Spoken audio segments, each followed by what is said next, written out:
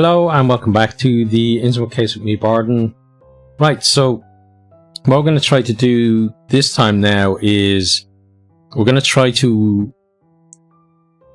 get caught out in the city again, but this time try to avoid the guys who are out hunting and see where that leads us. In the town square, the beating heart of the city, big attraction for local tourism. It is animated by groups of visitors who are chatting away in the sun. Not less animated are the lethargic locals who are lurching about the square. A rather creepy looking fountain in the middle of the square. A gigantic fish-like stone statue stretches its claws towards the sky, with water flowing out of its menacing jaw. The water sprays into the air, providing a refreshing breeze to the tourists sitting around the edge of the fountain. Looking at it closely now, it all rather looks like a giant, drooling fish monster. The square is surrounded by handsome, old buildings, although the side streets reveal the true, intimate, crumbling facades, just far enough away that the average tourist doesn't notice them immediately. You also notice the mean grimaces of gargoyles sternly looking down onto the visitors from the corners of the buildings. You make a mental note to block out the Innsmouth architecture in future. At first glance, you see the town hall and a police station behind the fountain. There should be a few more public facilities nearby, but you don't notice anything right away. You decide to scope out the surroundings because we want to basically get spend some time in the streets and then have to go back to the hotel and then come back here. The town centre is dilapidated and seems to be completely dead. None of the footpaths are maintained and weeds have worked their way into every crevice. You notice carelessly dumped fast food packages, beer bottles and other trash. Some of the narrow side streets between the houses are so crammed with bulky trash that you wouldn't be able to walk along them. Many of the houses are in poor state of repair, cracked windows, loose wooden boards hanging off the walls and doors nailed shut. It is impossible to tell in which colour the houses were originally painted. You are struck by a bad stench several times, the cause of which you would rather not investigate. As you keep walking, you get to a kind of shopping street with a number of small shops. Half of them seem to be abandoned. The first shop in the corner is a snack bar. Its name, Joe's Pizza and Burger, is printed in big letters on individual sheets of paper. Right next to it, there is a shop for fishing gear, then a hairdresser, just a few doors down. In that shop windows, you can see faded photos of the trendiest haircuts the 1970s have to offer. Behind the hairdresser, you can make out a kiosk selling sweets and magazines, and also a liquor store wedged in between two empty buildings. Opposite you find a shop, whose name seems to be Zan. Judging by the windows, it's a music store. At the other end of the street, there is a building with the inscription Arcades. The letters are made from neon tubes, but some appear to have burnt out and have never been replaced. Or maybe some of the shopkeepers will be able to tell you more about your client. You need to decide which shop to enter. We're going to go for the pizza place this time. When you enter the snack bar, you are struck by the unappetizing smell of fat. Behind the counter is a gaunt teenager who looks like he's bored out of his mind. The name tag identifies him as Chud. Chud is wearing a stained white apron, splashed with fat and other substances. His face is haunted by the most gruesome acne you've ever seen. He turns to you and stares at a spot somewhere on the wall behind you. After a few moments of annoyed silence, Chuck asks, "What do you want to order?" Let's ask about the missing girl. Do school kids come by here? Chud is obviously not interested in a conversation. That's a truly strange question. Do you know this girl? You're holding the photo of Tabitha up to Chud. She's gone missing and I'm looking for her. He looks at the picture with indifference. Are you going to order anything or not?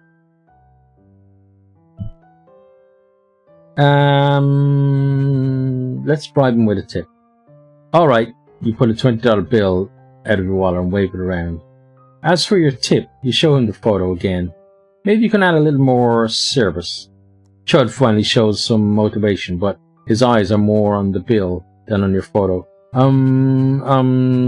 Let's see again. At that age, maybe they know her in the arcade?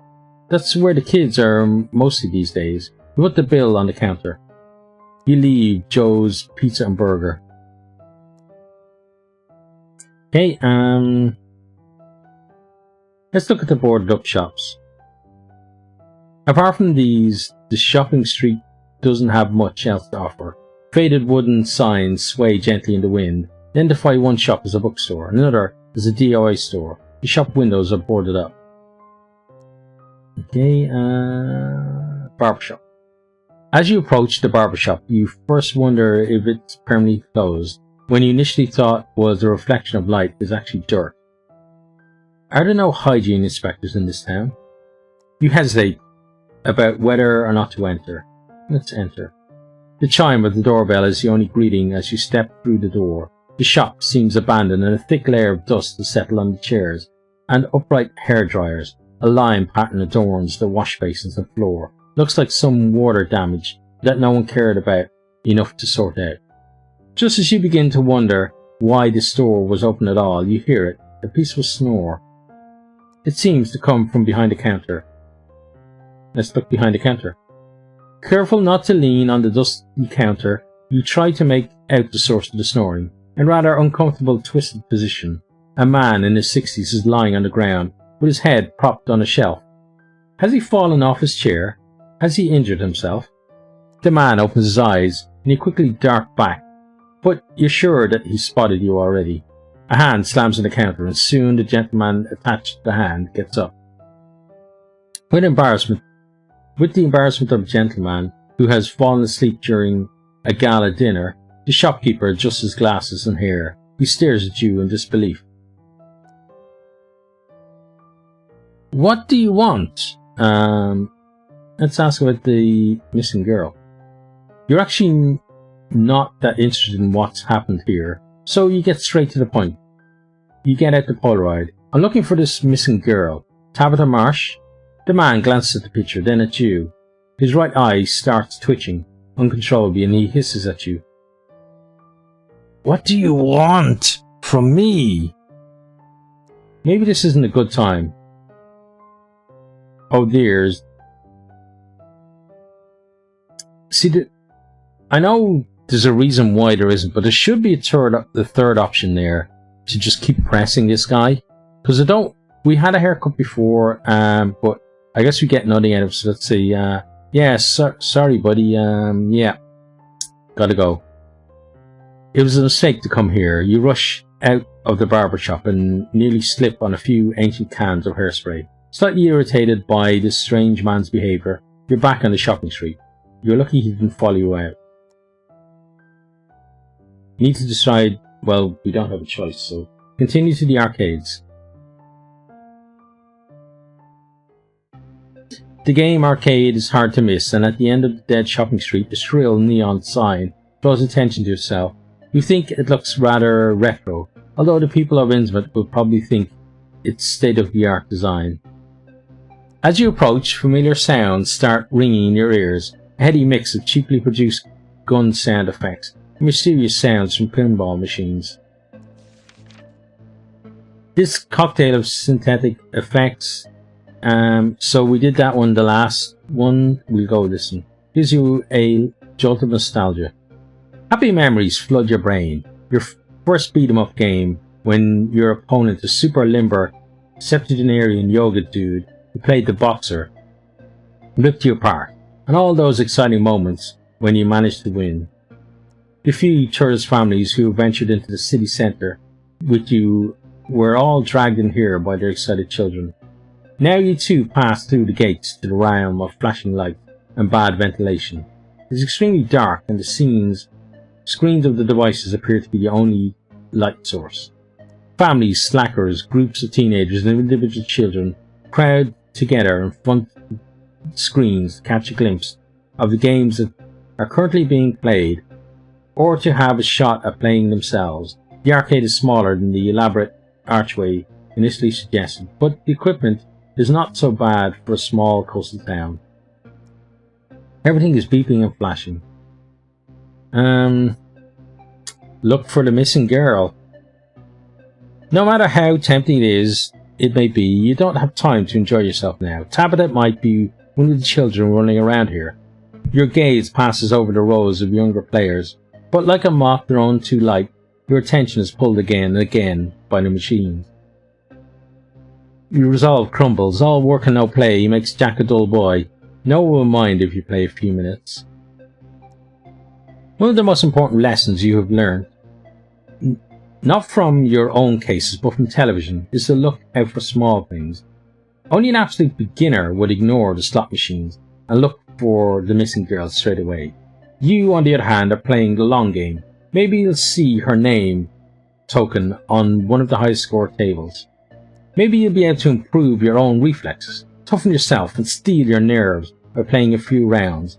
The little girl is missing, but you'd rather play a round of computer games. But don't worry, no one will ever find out. How often will you return to Innsmouth, you ask yourself? The answer, of course, is hopefully never. Never again. So you might as well make the most of it and try to leave new high scores for posterity. You're interested in the first-person shooters. Fantastic. Who would have thought that you'd come across one of your favourite games here in Hicksville? Shooter games obviously cost more money, but the graphics are the best. The pixel blood sprays abundantly, and you can shoot at the screen with neon plastic weapons. Annoyingly, this is where the most people are queuing. It will take a while until your turn, but from what you can see on the screens, you're sure it'll be worth it. Your choice is Mason of the Unliving. In Mason of the Unliving, scientists in a secret research lab under, well, a house, have been experimenting with a dangerous zombie virus. When the virus is accidentally let loose and all employees are turned into an army of the undead, it's up to you, the cleaner, to save the world by offing all of them. Doesn't sound too bad. Q for MOTU. Mason of the Unliving, a good choice. The target demographic is a lot more alternative than that of the other games. Black t-shirts, black cargo pants, black beanies. In your brown trench coat you stand out like a sore thumb from the rest of the gamer crowd. And you're also thrice or even 4 times the age of most of the people queuing. Right in front of you is a child who only reaches up to your hip. Ask the people in the queue how old they are. Hey you prod the little child, a boy with red hair, peeking from under his beanie. Turns around and looks at you. How old are you? You ask, trying desperately not to sound too much like a creepy adult. Why do you care? He says and rolls his eyes. You elbow the next person in line in the ribs. His friend also turned around. He's wearing a boats and hose cap and some golden chains around his neck. You feel overwhelmed just by looking at these two.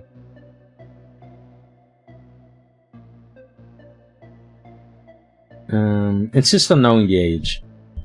I'm a responsible adult, you manage to say. This game is R-rated, and I don't think you should be playing it.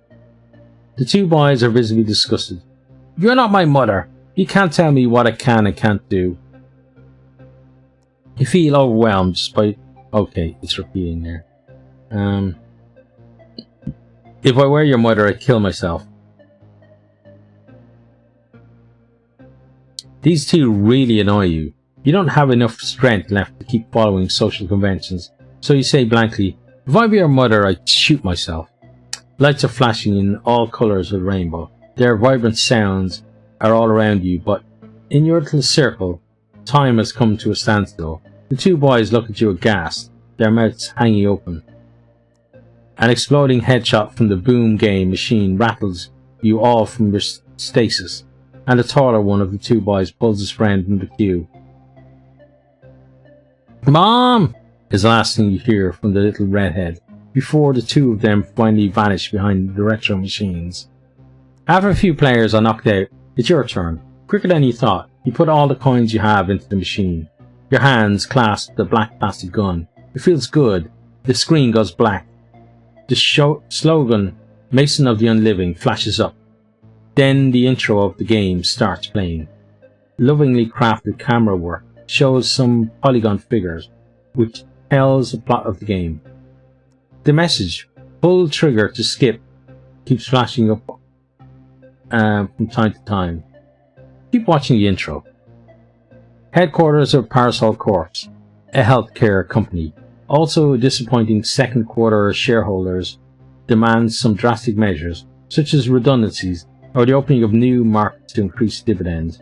Wow, who would have thought that the developers of a zombie shooter would actually take the story seriously?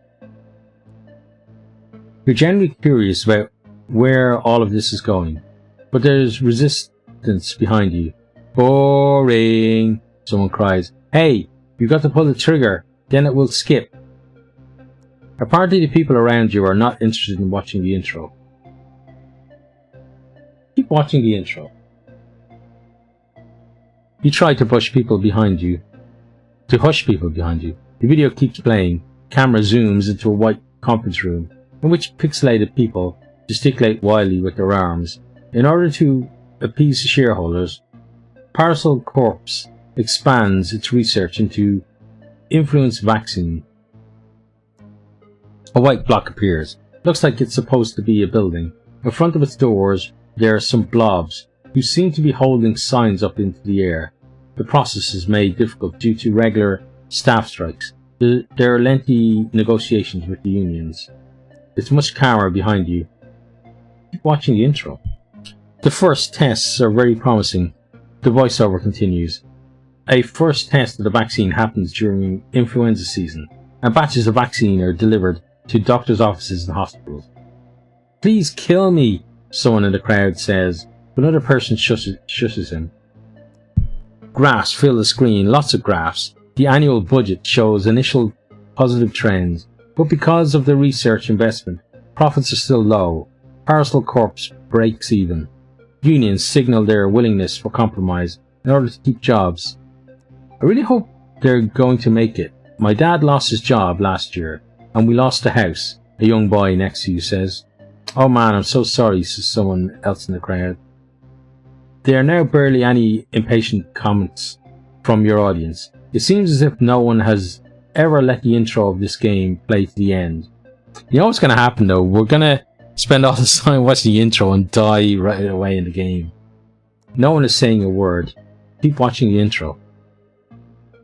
If I really want to be a dick, I'd skip it now. But no, I want to know what happens. Stock exchange developments and more graphs resolving the conflict with the unions. The voiceover calmly reports how Parasol Corps manages to become financially sound again and slowly turns into the market-leading health company. It engages in social projects, provides jobs and supports the economy. The whole audience now contemplates in silence. Lots to chew on here, and you even think that you've learnt some new things about business plans and economic strategies. The intro reaches its final part. A lab assistant accidentally knocks over a sealed test tube, and its greenish contents spread out on the lab floor. Then everyone turns into zombies. "Well, that was a bit disappointing," someone murmurs behind you. Indeed, compared to what the carefully researched background of Parasol Corps, the part with the zombies seems sloppy. The intro fades and the game continues. Blood letters splatters onto the screen and lets you know about your mission. Level 1, survive. Is that all? With nothing but a handgun, your character stands in a seemingly endless corridor. Hordes of roaring zombies come at you. Yeah, yes! Your audience is visibly excited about the upcoming battle for survival. You shoot at the pixelated heads, and those enemies you're hitting slowly turn transparent and vanish. You seem to have endless ammunition, and you only need to shoot outside of the screen to reload. What feels like 100 kills, you start to feel bored. Why was there a queue for this machine? Your motivation to stay alive dwindles rapidly and is being replaced with the desire to do something useful. Maybe even solve your case. The zombies overrun you and wordlessly you hand the plastic gun to the next player. As you move out of the line, you cannot believe your eyes. In front of you stands Tabitha Marsh. She waves at you excitedly, her bug-like eyes sparkling. You are the first player who looked at the story. Now I finally know how Parasol Corp started. Many people don't really pay much attention to the story in games. Is this real? Oh Jesus. Words fail you. Grab her. Let's talk to Tabitha. So, not to scare the girl, you gently sink down to your knees. Tabitha, your mother has asked me to bring you home. The girl scrunches up her face. What? My name isn't Tabitha. Show her the photo. You find a Polaroid you've given by her mother and show it to her. Oh, where did you get that? Your mother gave it to me. She's very concerned about you and misses you a lot. What do you mean? I've only been gone from home for an hour. Confused, she looks at the photo of herself. Sorry, what? It's difficult to tell the girl's age. The shape of her head suggests that she might be suffering from a kind of illness that impacts on her growth. Is she confused or simply in a difficult phase of puberty? What's your real name? The girl smiles. I'm Evelyn. Visibly uneasy, the girl nods. I shouldn't be here anyway. Finally, you've found the girl. Now you only need to pick up your reward. Then you can finally leave this dump of a place and relax at home.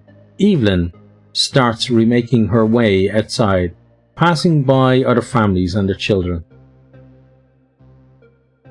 Luckily, no one seems to suspect anything untoward is happening, and you finally reach the exit. Okay, off to... You flip the Polaroid over for the address that Delia has noted down on its back. 43 Sugar Avenue. The girl shakes her head. That's the wrong address. Wrong? What do you mean wrong? Why would your mother give me a wrong address? The girl rolls her eyes. I don't know. Can we go now? Our house is not far from here.